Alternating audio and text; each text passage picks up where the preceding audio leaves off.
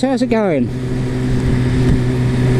So just thought I'd put a little video out as an update to Project CBR. I know I've not put many videos out for that, it's just because it's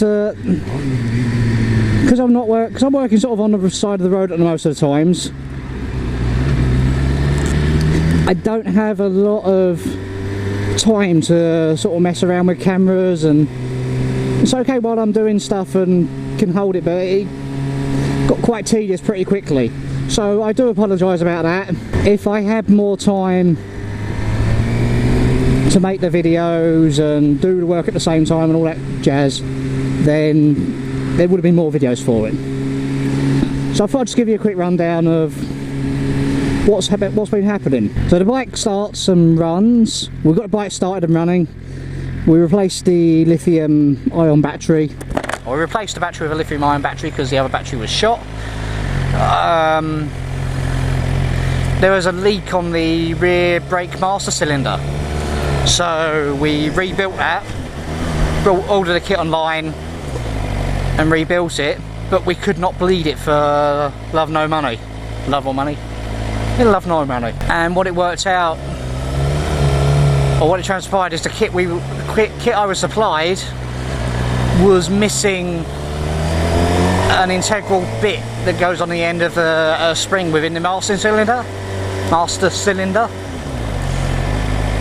And basically without that, it just was not going to work. It basically doesn't create a seal inside or something, and you understand what I mean. The throttle was very sticky. We replaced the throttle cables to begin with, and that still didn't work. It was still sticking. We realised that where the bike had been in a crash previously, the clip-on was bent just ever so slightly at the point where the housing is for the throttle. Basically this bit here, there's a little turny thing inside which the cables connect to on a cabled throttle, which then goes underneath to the carbs or throttle body, and it was bent just there, which meant that whenever you turned it, it was catching on the sides of the housing. We tried filing it away a bit, but it still didn't work. Made it a bit better, but it still wasn't returning.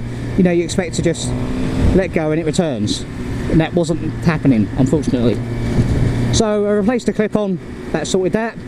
The mudguard at the front was shot, so I replaced that with a new one, and that was it. It should have been ready to go at Snetterton Wednesday. So got the bike there, done the last couple of bits there. Because of the master cylinder as well, go back a bit, ended up replacing the master cylinder. Yeah, replaced the rear brake master cylinder, bled that through, that was all working as well.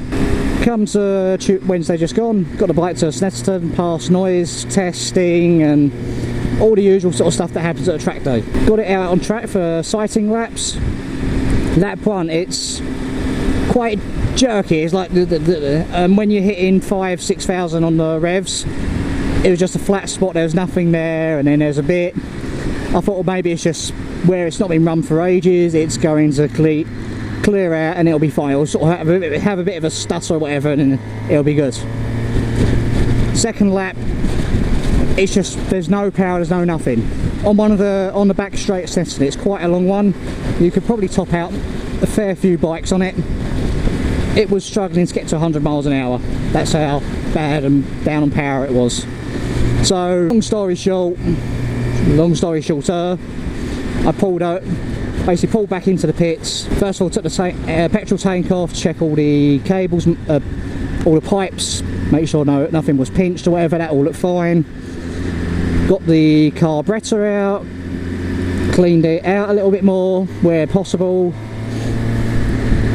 put it back on, and then it's started it up, and one of the float bowls was then leaking again. And I think sort of in the amount of times it's sort of been open and closed, I've unfortunately threaded the head on a couple of the screws, which meant it couldn't be tightened up properly.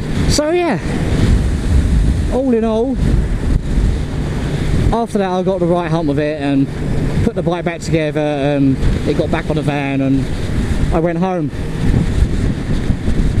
I was really looking forward to that track day as well, which was that was the most annoying thing about it. I was so looking forward to it and it weren't going to happen.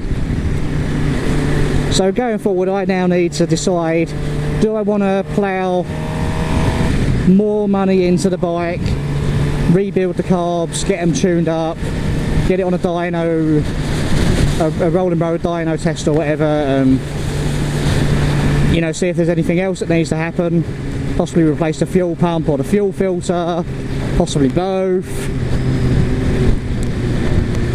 Could it be electrical? Could it be the coils? You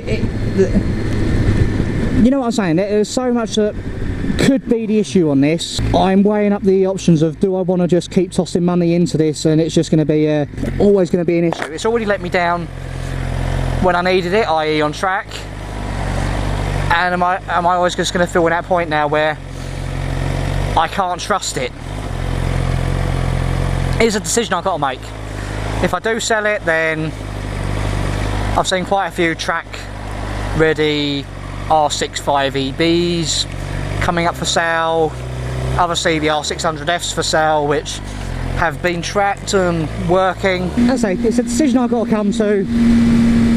I'm unsure what I'm going to do yet, but I'll figure it out eventually. When I've come to a decision anyway, I'll let you know. I might do a couple of things to it, and if it don't have it, then I think I'll just get shot. I'll get rid of it. So there's no point pouring more money into it. The engine itself is solid, and since a lot of people do race these bikes still, either someone with a bit more cash or knowledge will take it off me, I'm pretty sure, for the money I paid for it, and either fix it and use it themselves, or they will strip it down and use it for spares. But if I get rid of that, then there's no point in me having the van either, so let's get rid of the van as well, possibly. Save a bit of money while I'm at it. But yeah, as I say, just a quick video update on that one. Hopefully when I've got a bit more news, I'll be back to you on that. Anyway, thanks for watching guys, ride safe, see you later, bye.